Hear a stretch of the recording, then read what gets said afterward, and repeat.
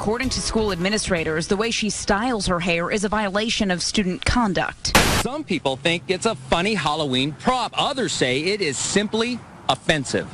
A teacher told Christopher, who's black, he couldn't be Santa because Santa is white. You don't have to look past these headlines to see a racial divide still exists in our country. It's a vicious cycle. So if we don't talk about race and the impact that it's having on people of color, we will never get beyond where we are now. Human rights activist Terry Stevens says just because you talk about race doesn't mean you're racist. It means you're honest. I keep talking about race and discrimination and injustice because if you don't talk about them, they will only get worse. Racism is not the burning crosses in the front yard, type of thing anymore. It's things that people are doing to other people, even when they don't even know they're doing it. While some believe ignoring skin color is a good thing, yes, everybody can be colorblind.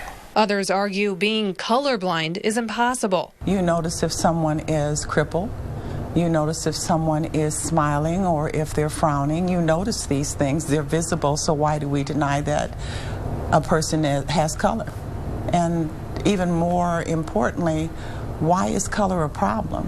When I negate the fact that there is color, and when I say that I don't want to see color, then I'm negating all of those experiences. I'm negating the experiences that Jewish people had in the Holocaust. I'm negating experiences of African American. I'm negating the experience of the people of Japanese descent may have faced when they were in the internment camps.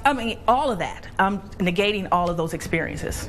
Everything is catered to Caucasians because of their color, but yet we want to be a colorblind society. Stevens says recognizing the whiteness of our culture is important, and examples aren't too hard to find either.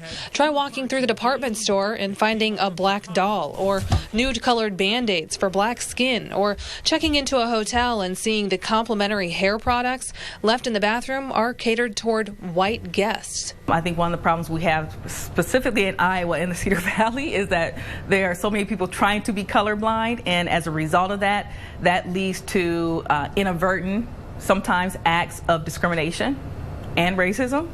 And so that's a problem that we definitely face here. Attorney Zorana Wortham-White says part of the problem with the racial divide here is this. Iowa is one of the whitest states in the country. In fact, there are cities that have a larger black population than our entire state. Statistics show 93% of Iowans are white and only 3% are black. That's exactly why Kim O'Day says it's important to study race relations. O'Day was part of the first integrated class in the Waterloo school system. She joined the National Guard and attended one of the top diversity training programs in the country at Patrick Air Force Base in Florida. Then my eyes were really opened to what a transformation it takes to really understand differences and sameness.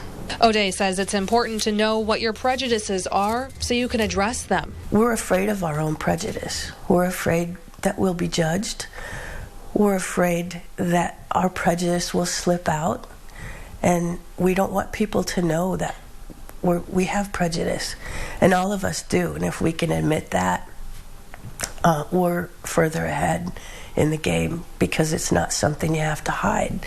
It's something that you need to own. She says understanding our prejudices and recognizing the skin color of people around us are the only ways we can start bridging the racial divide. In Waterloo, Shelley Russell, KWWL News.